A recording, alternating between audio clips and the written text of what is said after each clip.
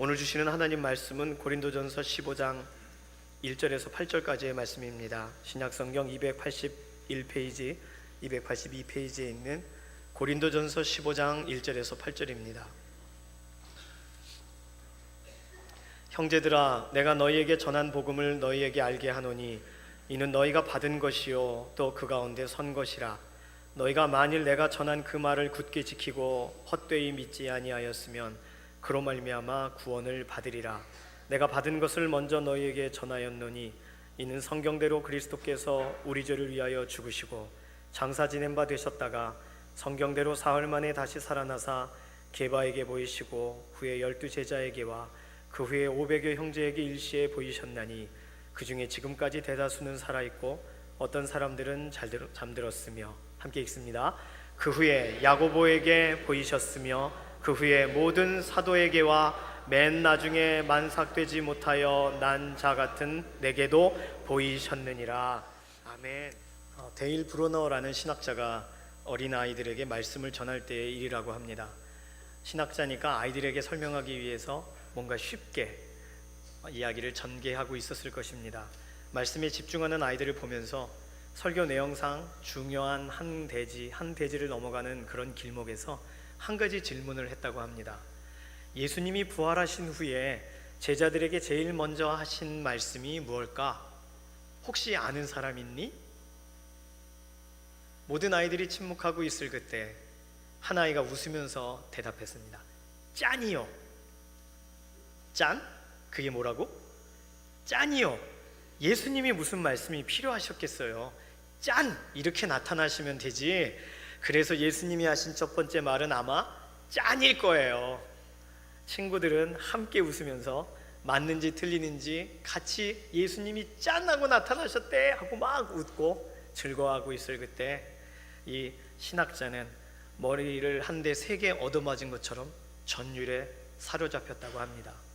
그렇지, 예수님이 부활하신 것 자체가 메시지인데 예수님이 무슨 말씀하셨는가를 내가 질문하고 있었다니.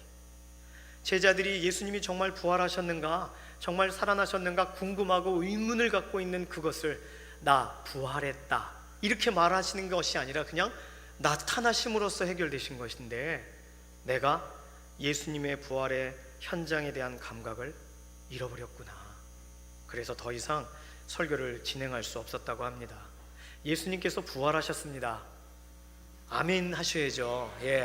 그래요. 이 사실이 우리의 모든 문제를 푸는 열쇠가 되고 또 우리의 모든 것을 새롭게 하는 강력한 메시지인 줄로 믿습니다. 오늘을 주일을 세상 사람들은 뭐라고 이야기하시죠? 일요일이라고 그러시죠. 대답 못 하시는 거 보니까 주일로 익숙해지신 거예요. 많은 분들이 일요일이라고 이야기합니다. 일요일은 태양의 날, 태양을 좀 기념하는 날입니다. 그럼 월요일은 뭘까요? 달을 숭상하는 그런 것이 무속적인 흐름도 있고 또 이렇게 로마 신화 안에서 전승되는 것들도 있고 그래서 달력의 기원이 좀 특이합니다. 우린 목요일 하면 나무의 날 이렇게 말하지만 독일에서는 목요일 할 때 그 목요일이 좀 이렇게 귀찮게 하고 괴롭히는 신이 활동하는 날 그렇게 이해합니다. 그러니까 우리가 생각하는 요일에 대한 개념과 일반 처음에 그 요일이란 이름이 붙여졌을 때가 다르죠. 어쨌든 일요일이라고 생각하는 오늘 우리는 주일이라고 우기면서 모였습니다. 왜 그렇게 모이셨습니까? 주님이 부활하신 날이시니까. 안식 후 첫날 부활하신 것을 감사하고 그걸 전하다 보니 그날 우리가 모입시다. 그날이 주님의 날이요 그날 우리가 예배해야 될 날입니다. 그래서 우리가 일요일을 주일이라고 합니다. 그래서 주일날 어디 가게 문 연 곳이 없나 이렇게 찾아다니고 배가 고파서 찾아다니다가 문이 다 닫혀져 있으면 기분이 상하죠. 그런데 주일은 쉽니다라고 쓴 걸 보면 괜히 기분이 좋아요. 아유, 내가 굶어도 돼, 예배드리러 가셨구나 하면서 주일은 쉽니다. 주일을 지켜 쉽니다. 오늘 그렇게 쉬러 오셨으니까 쉼을 얻게 되시고 새 힘을 얻게 되는 복된 주일 되시기를 소망합니다. 세상 사람들은 또 일요일을 쉬는 날이다. 그래서 마음대로 쉬는 날, 토요일 날 떠나서 일요일까지 캠핑 가는 날, 가족이 같이 좋은 데 가는 날 그렇게 생각합니다. 그래서 대부분 신앙생활을 시작하신 성도님들이 가지신 고민은 토요일, 일요일 날 지금까지 했었던 이 좋은 것을 반납을 해야 되는데 어떻게 해야 되나. 예배 마치고 가시면 됩니다. 오후에 가까운 근교에 가셔서 가족들과 나누시면 되겠고, 그럼 난 봉사를 하는데 어떡하나. 오후 예배 마치고 북서울 꿈의 숲 같은 데 가면 아주 많아요. 많은 사람들이 예배 다 드리고 오신 것처럼 보일 만큼 눈이 반짝반짝 거리십니다. 주의를 우리가 지키고 있어요. 구별하여 예배 드리고 하나님을 향합니다. 왜냐하면 부활하신 날을 우리가 알기 때문에 부활하신 것을 기억함으로 모인 줄로 믿습니다. 그러면 오늘 이 주의를 어떻게 구별해야 될까요? 부활하신 주님과 연관해서 생각해 본다면, 주님이 부활하신 다음에 40일 동안 이 땅에서 제자들에게 다시금 말씀을 전하시고, 전에 말씀을 전하셨던 3년 반 동안에 들었던 것을 다 까먹고 다시 세팅이 된 날 40일 동안 아주 그냥 제대로 구약부터 관통하여 예수님이 설명하시는 말씀을 들었던 그 제자들. 그러니 오늘 우리도 이 주일날 하나님 앞에 말씀의 자리에 함께 모이는 것 아니겠습니까? 그리고 함께 기도합니다. 부활하신 주님의 그 이름을 힘입어 기도하는 자리가 되고, 더 나아가면 부활하시는 주님 안에서 함께 교제하고, 식탁의 교제도 있고 또 목장의 교제도 있고 선교회별 나눔도 있고, 또 이렇게 있으면 안 되겠다, 우리 날 따뜻할 때 좀 나가자, 그래서 부활하신 주님을 증거하는 전도의 자리까지 확장돼야 하는 줄로 믿습니다. 오늘 갑자기 왜 부활에 대한 말씀을 전하냐 하면, 오늘 본문이 그 내용을 진지하게 설명하고 있기 때문입니다. 1절을 보시면 내가 너희에게 전한 복음을 알게 하노니, 내가 너희에게 전한 복음을 다시 알게 하고 싶다. 왜 그랬을까요? 복음을 듣기는 들었어도 그 내용에서 헷갈리는 고린도 교회 성도님이 아마 계셨던 것 같습니다. 다시 자세히 풀어서 설명을 해야 될 필요가 있어서 그냥 은사에 대해서 또는 방언에 대해서 또는 다른 사람의 유익을 위해서 이러한 다른 공동체 안에서의 생활과 연관되는 중요한 설명을 하던 과정 중에 고린도전서 15장에서는 주님의 부활 문제를, 주님의 우리를 향하여 죽으신 문제를 다시 한번 점검해 주고 있습니다. 오늘 복음을 받은 것이 확실하지만 내가 복음으로 살아가고 있는가 라고 할 때 혹시 의문이 생기신다면 오늘 본문은 바로 우리를 위한 본문인 줄로 믿습니다. 복음이라고 하면 기쁜 소식을 말하는 거죠. 복된 소리, 복된 소식을 복음이라고 말합니다. 복음은 하나님이 세상을 이처럼 사랑하사 독생자를 주셨으니, 이것이 복음의 시작인 줄로 믿습니다. 하나님이 우리를 사랑하셨고 그 아들 예수님을 보내셨다. 복음이 그렇게 시작되었어요. 그럼 복음의 결과는 무엇입니까? 이는 저를 믿는 자마다 멸망치 않고 영생을 얻게 하려 하심이니라. 구원을 받는다, 영생을 얻는다, 멸망케 되지 않는다. 이것이 복음의 결과입니다. 예수 그리스도를 개인의 구주로 영접하고 예수님으로 우리가 기도하고 예수님을 힘입어 살아가게 된 오늘의 우리들은, 주님을 받아들이고 영접한 우리들은 멸망할 수 없고 영생을 얻는 인생이 된 줄로 믿습니다. 요한복음 3장 16절 말씀 자체가 복음이죠. 기쁜 소식이죠. 이거 말고 더 없습니다. 그런데 바울은 복음을 알게 하노니 설명했습니다. 2절에 왜 그랬는지를 설명합니다. 너희가 만일 내가 전한 그 말을 굳게 지키고 헛되이 믿지 아니하였다면 그로 말미암아 구원을 받으리라. 결과적으로 우리는 끊쳐지지 않고 종국적인 구원을 얻게 될 것이다. 주님 오시는 날까지 우리는 보존될 것이다. 그것이 설명되어 있는 내용인데, 앞에 구절을 보니까 너희가 내 말을, 내가 전한 말을 굳게 지키고 헛되이 믿지 아니하면, 아마도 누군가는 굳게 지키지 못했던 것 같습니다. 누군가는 믿는 부분에서가 조금 달랐던 것 같아요. 문제가 다가오니까 난감한 상황 속에서 이 문제가 흔들렸을 수도 있겠죠. 예수 그리스도를 믿었지만 먼저 떠난 사람, 주님 오시면 어떡하지? 주님 오시면 먼저 떠난 사람은 어떡합니까? 이런 문제로 갈등했을 수도 있습니다. 굳게 지켰는가? 분명하게 믿고 있는가? 내가 다시금 확인하고 싶다. 바울은 그 얘기를 합니다. 하나님이 그 아들 예수 그리스도를 우리에게 보내셨다, 우리에게 주셨다. 이 분명한 복음, 이 기쁜 소식 이외에 추가될 것은 없지만 요한복음 3장 16절에서 자세히 설명되지 않는 한 가지가 있습니다. 그것은 하나님이 세상을 이처럼 사랑하사 독생자를 어떻게 주셨는지는 기록되어 있지 않아요. 어떻게 주셨나요? 다시 말하면 복음의 내용을 지금 바울은 확인해주고 싶어서 15장을 기록하고 있습니다. 단순히 주님이 우리에게 오셨다, 주님을 우리 가운데 허락하여 주셨다로 끝나면 안 되고, 어떻게 오셨는가, 그분이 어떻게 우리 앞에 서셨는가, 어떠한 방식으로 우리를 만나셨는가. 3절을 보십시오. 3절에 내가 받은 것을 먼저 너희에게 전하노니 이는 성경대로 그리스도께서 우리 죄를 위하여 죽으시고, 예수님이 죽으시도록 우리에게 보내주셨다는 것, 예수님께서 죽임을 당하시도록 우리에게 파송되셨다는 것이 복음의 첫 번째 내용인 줄로 믿습니다. 그냥 막연하게 오셨다가 죽으신 것이 아니고 무의미하게 그냥 복음을 막 전하시다가 사람들이 죽이자 그래서 이렇게 갑작스럽게 죽임을, 참 난감하게 죽임을 당하신 것이 아니라 성경에서는 우리를 위하여, 우리의 죄를 위하여 죽으시고라고 의도가 기록되어 있습니다.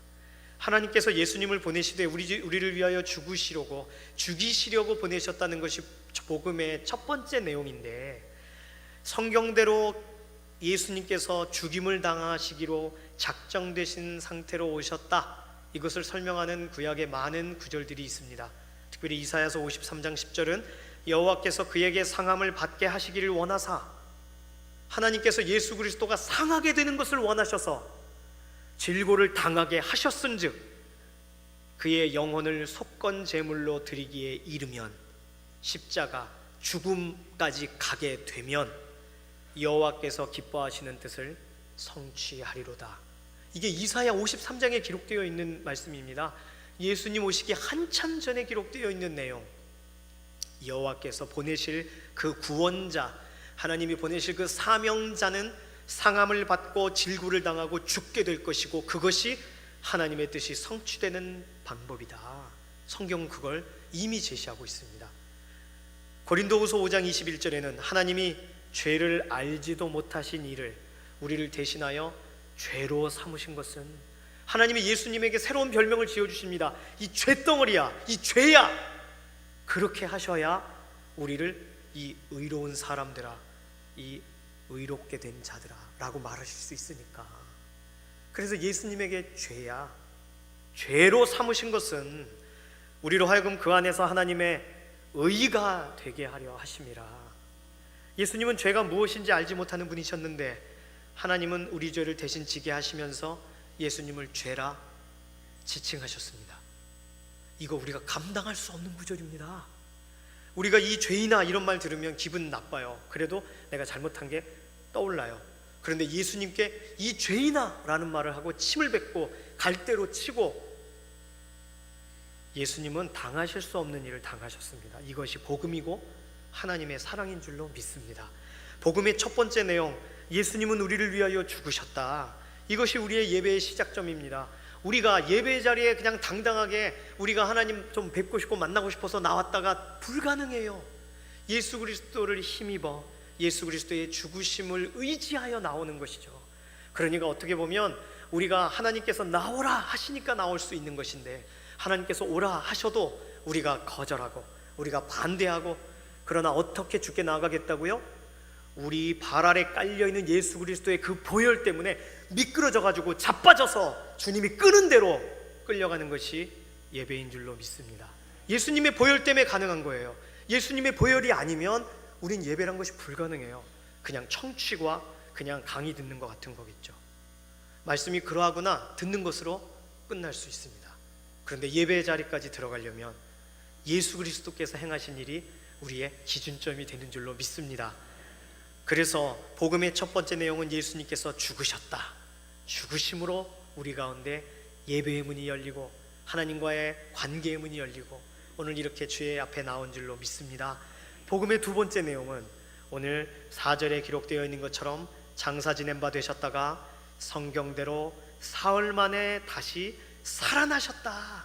아멘. 부활이 복음의 두 번째 내용인 줄로 믿습니다. 예수님께서 죄와 사망을 이기시고 부활하셨다는 사실은 우리가 와 부활하셨구나 이렇게 끝날 문제가 아닙니다. 고린도후서 5장 15절은 말합니다. 그가 모든 사람을 대신하여 죽으심은 살아있는 자들로 하여금 다시는 그들 자신을 위하여 살지 않고 오직 그들을 대신하여 죽었다가 다시 사신 이를 위하여 살게 하려 함이라. 아멘. 그러니까 주님이 죽으신 것도 감사해요로 끝날 수 없고, 주님이 부활하신 것도 주님 살아주셔서 감사해요가 아니라, 이제는 너희의 인생은 끝났다. 너희 자신의 뜻대로 살 수 없다. 이제는 너 대신 죽었다가 살게 된 나를 위하여 살아야 된다. 이것이 예수님의 죽으심과 부활하심의 복음의 두 가지 내용의 의미입니다. 이 말씀대로 우리가 살아가야 할 줄로 믿습니다. 이 말씀이 우리에게 아멘하고 받아들여지지만 목에 탁 걸리셔야 돼요. 그럼 어떡하지? 내가 지금까지 살아왔던 것은 이거 정리해야 되잖아.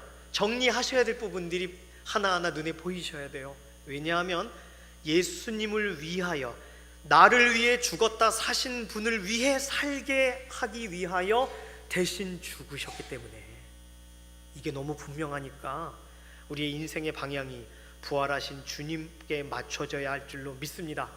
위르겐 몰트만이라는 신학자는 부활은 단지 우리의 생각뿐만 아니라 우리의 생활 태도에도 영향이 끼쳐져야 합니다. 이것은 우리의 삶의 태도에 대한 하나의 요구사항입니다. 왜죠? 부활은 이제 내 뜻대로 살아야 된다. 내 방식대로 살아야 된다. 이제는 너의 뜻대로 살지 말고 너를 위해 죽은 나를 위하여 살아야 된다 라는 새로운 삶의 초청이고 삶의 방식이기 때문입니다. 그런데 현대인들이 부활을 믿지 않는, 부활이라는 사건을 믿고 싶지 않은 이유가 두 가지라고 합니다. 한 가지는 눈앞에 보이는 인생의 필요와 문제 때문에, 약해서, 내가 부족해서 부활을 믿기 싫다는 거예요. 내 앞에 있는 진로, 나의 관계, 꿈, 재정, 나 앞에 있는 문제와 모든 나에게 다가오는 상황과 환경 때문에 그것에 집중하느라 예수님께서 부활하셨다는 사실과 그것이 무슨 연관이 있는가라고 구별해 놓는다는 겁니다. 두 번째는 인생에 대한 자신감 때문에, 난 누구의 도움 없이도 혼자서도 잘합니다, 인생의 자신감 때문에 예수님의 부활과 상관없이 산다 그래요. 우리는 이 둘 다에 속하지 않는, 주님 바라보고 예수 그리스도의 부활로 인하여 우리의 삶에 새로운 출발점을 얻는 믿음의 동역자들이 되실 줄로 믿습니다.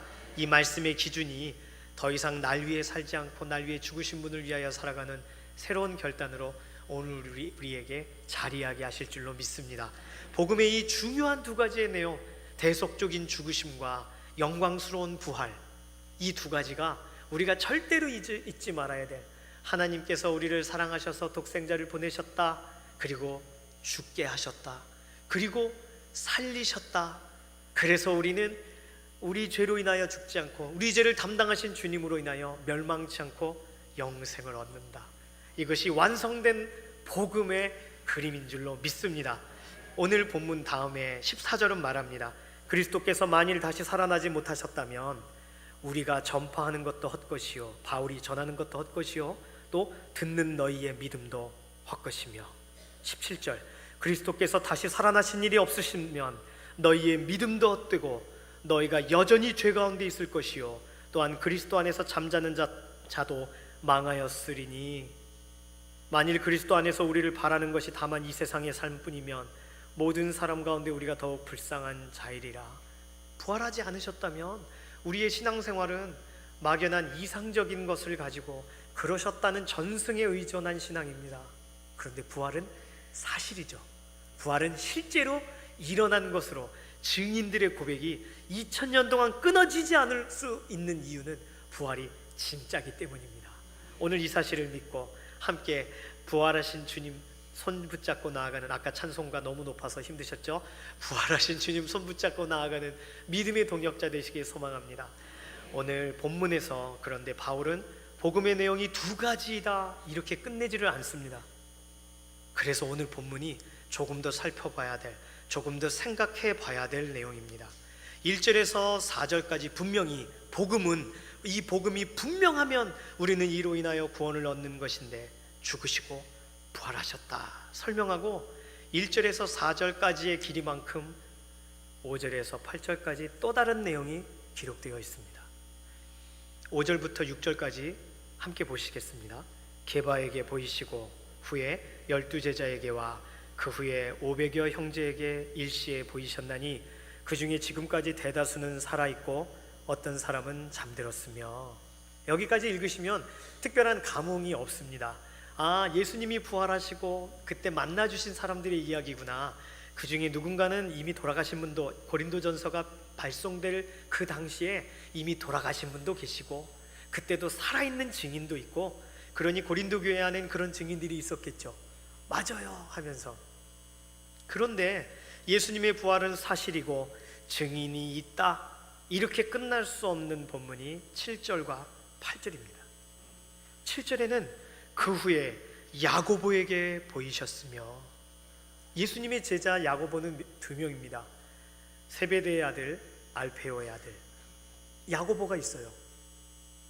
그런데 그 야고보가 아닌, 오늘 여기서 얘기하고 있는 그 후에 야고보에게 보이셨으며의 야고보는 예수님의 육신의 동생 야고보를 말합니다. 야고보서를 쓴 유다서도 유다가 가롯 유다가 아니라 예수님의 동생 유다인 거 알고 계시죠? 예수님의 동생인 육신적인 동생은 우리가 복음서에서 알고 있는 것처럼 형을 만나러 갔는데 만나주지도 않았고, 또 왜 여기 있어? 당신 절기 때 예루살렘 가야지. 그러니까 그냥 집에 계신 예수님께 핀잔을 했던 동생들입니다. 그 동생을 만나셨다는 거예요. 야고보에게 보이셨으며. 그 다음에 그 후에 모든 사도에게와, 분명히 5절에 12제자에게라고 썼습니다. 가롯 유다를 빼놓고 12제자 11명이 예수님을 목격하였죠. 예수님과 동행하며 생사고락을 함께했던 예수님의 공생에 동행했던 제자들을 사도라고 지칭합니다.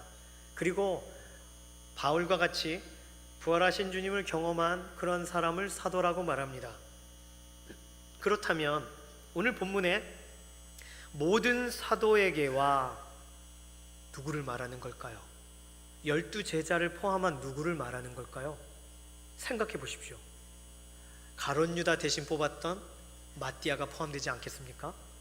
그리고 우리는 잘 알지 못하지만 혹시 사도와 같은 그런 수준으로 주 앞에 사역했던 사람은 없을까요?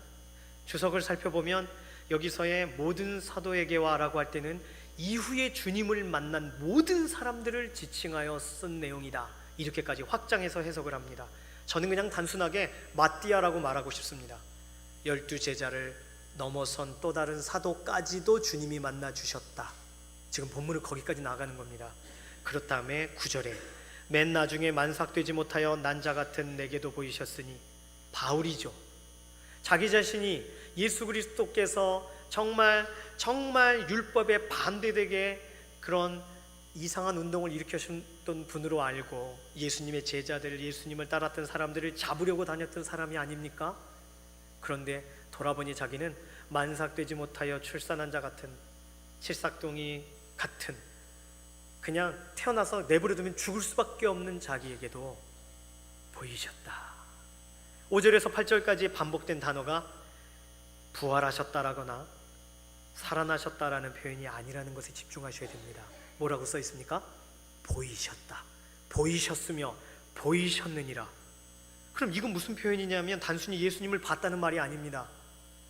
예수님께서 그분의 주권으로, 주도권으로 각각의 사람들에게 나타나셨고 보여주셨고 살아계심을 드러내 주셨고 의지적인 행동을 하셨다는 내용입니다.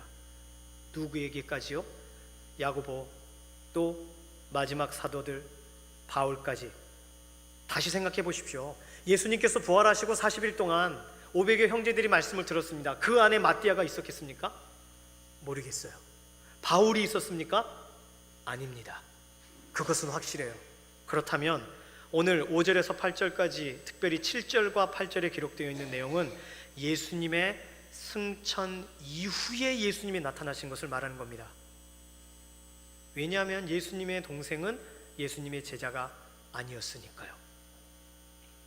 바울도 예수님을 예수님과 관련된 사람들을 잔멸하려고 했던 사람이니까요.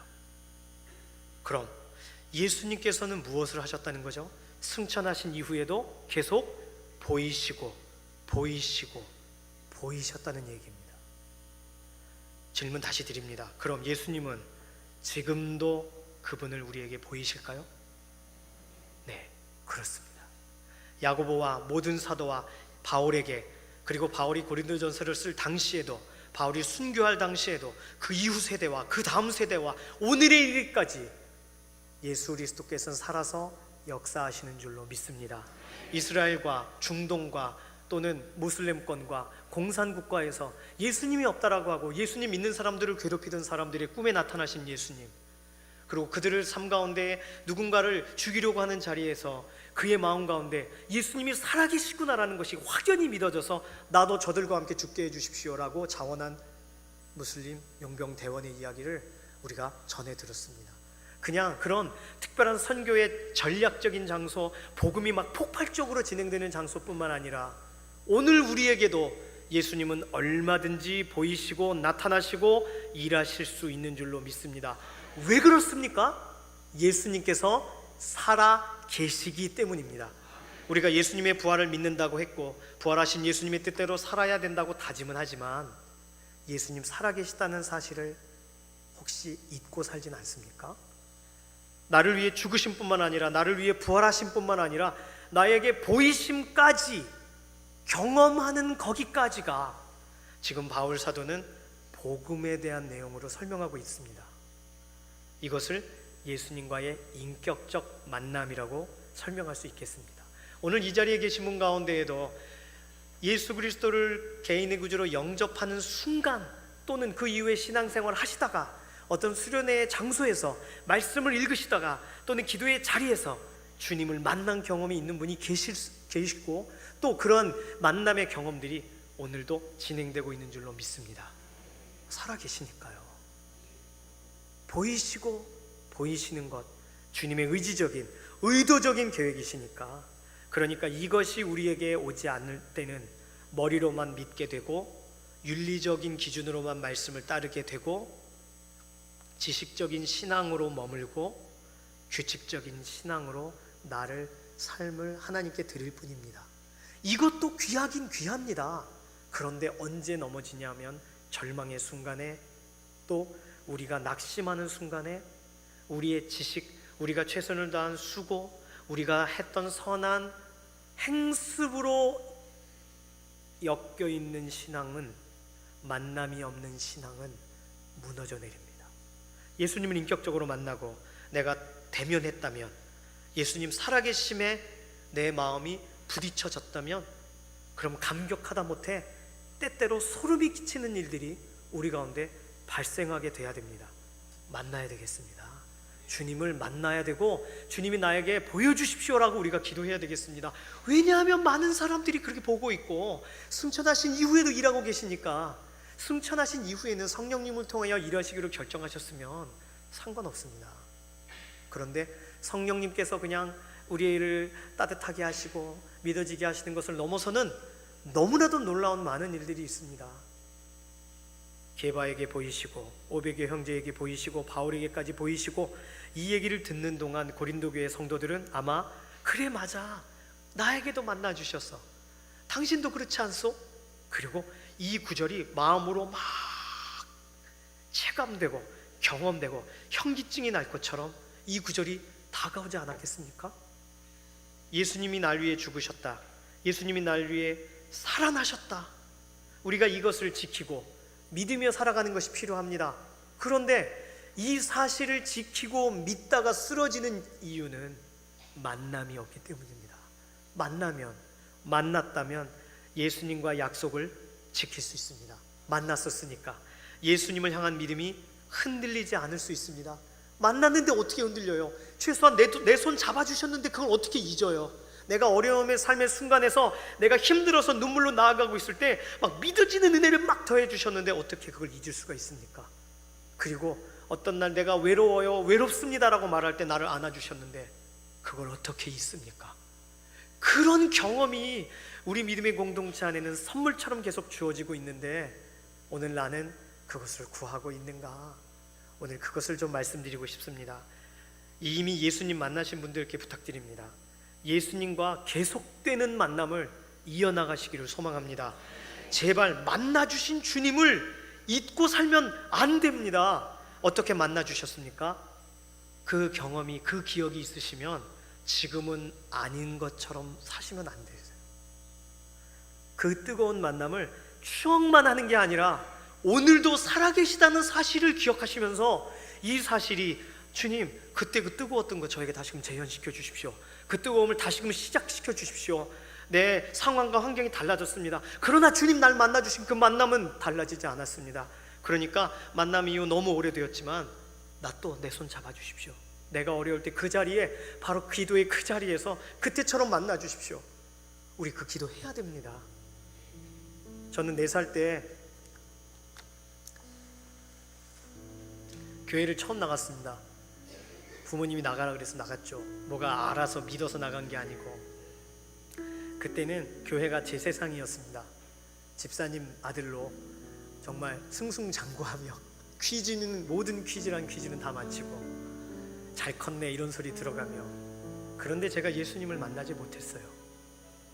그냥 다녔어요. 그냥 신앙생활을 했어요. 그게 편안했고 기뻤습니다. 그런데 그 기쁨이 뭔가 시원하지 않았어요. 그걸 아무도 말해주지 않았어요. 인격적인 만남이라는 것에 대해 그 당시는 제가 알아들을 수도 없었고 말해주는 사람이 없었습니다. 근데 초등학교 5학년 때 여름방학에 수련회 때 선생님이 예수님을 영접했니? 예, 한 것 같아요. 아니야, 그러면 안 돼. 다시 영접하자. 왜냐하면 그분은 인격적인 분이시거든. 네? 인격적인 분이라는 게 뭐죠?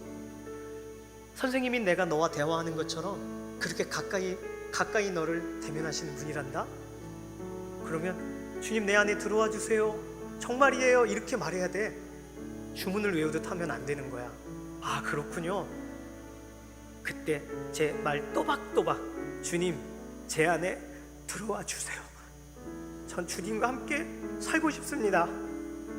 교회 다녔지만 저 동행하고 싶습니다. 그래서 기도했어요. 그런데 또 잊어버렸어요. 그냥 막 살아요. 욕은 안 하고 살았습니다. 친구들하고 정말 교회 다니는 사람답게 살았어요. 그런데 동행하고 산 건 같진 않았습니다. 중학교 2학년 여름 수련회 때 나라와 민족을 위해서 기도하자고 막 기도하는데 왜 그걸 기도해야 되나?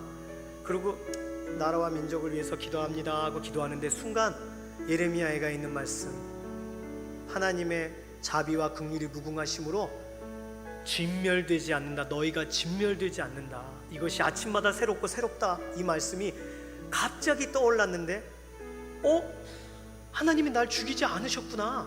북한이 밀고 내려올 수도 있는데 날 살리고 계시는 거구나. 내가 어저께 친구 미워했는데 그 죄를 보면 난 그냥 쓸어버려야 될 인생인데 나를 살려주고 계시는구나. 하나님의 자비와 긍휼이 오늘도 무궁하시구나. 그래서 저는 죄인입니다. 어떻게 하면 좋죠?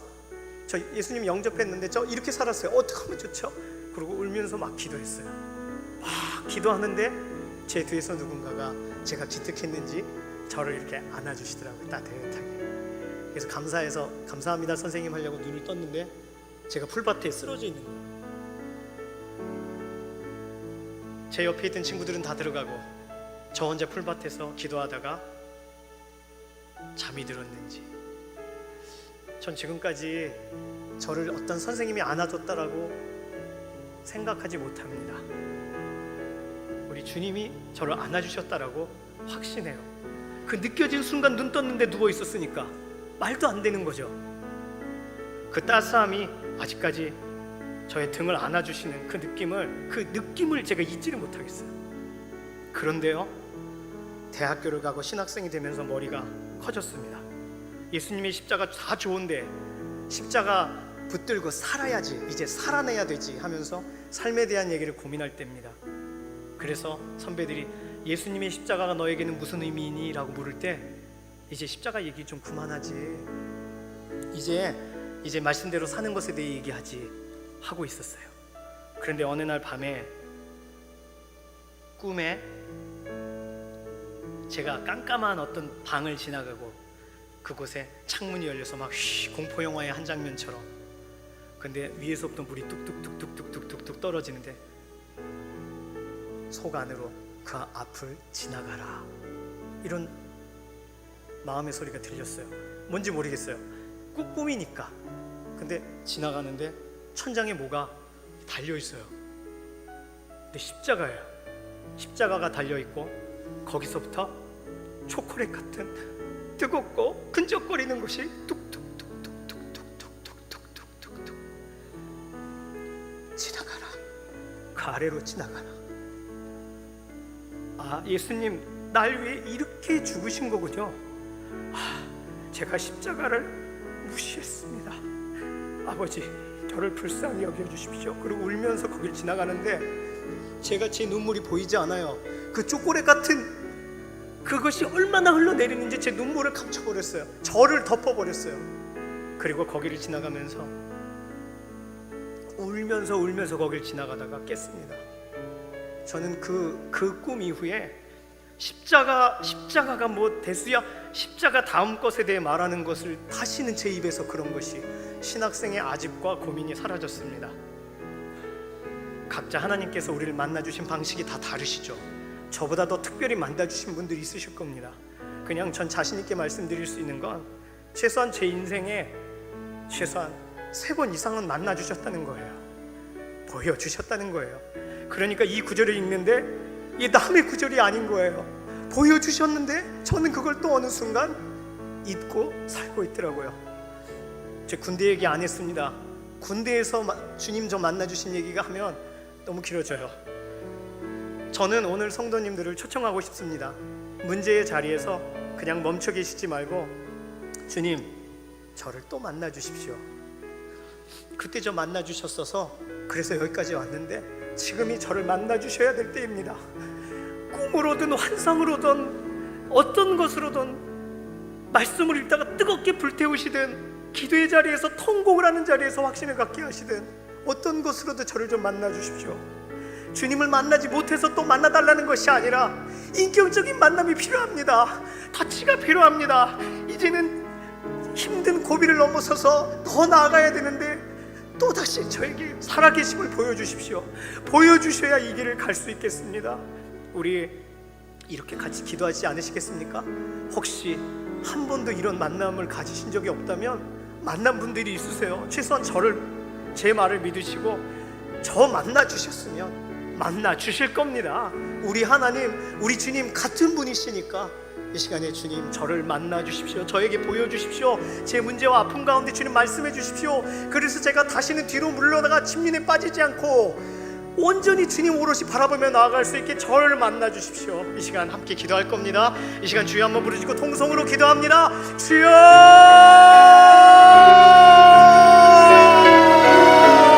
연약한 자리에서 하나님, 우리가 알지 못하는 자리에서, 무지한 자리에서 주님 살아계신 것을 믿고 사는 우리를 불쌍히 여겨 주시옵소서.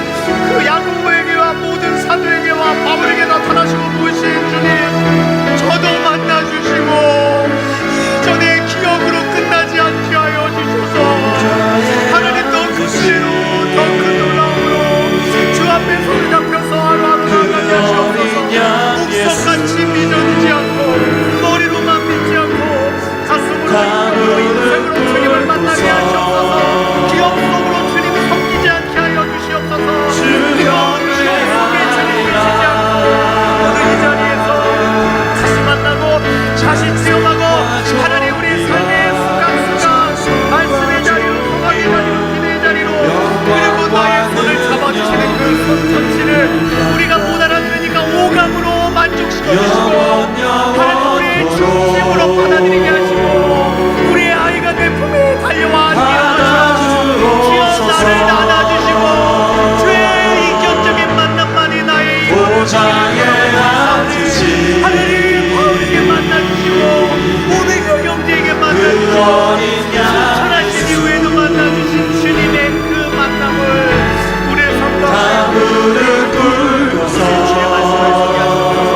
붉은 빛이 주님의 살아계심을 주 경배하리라. 달려가게 하여 주시옵소서.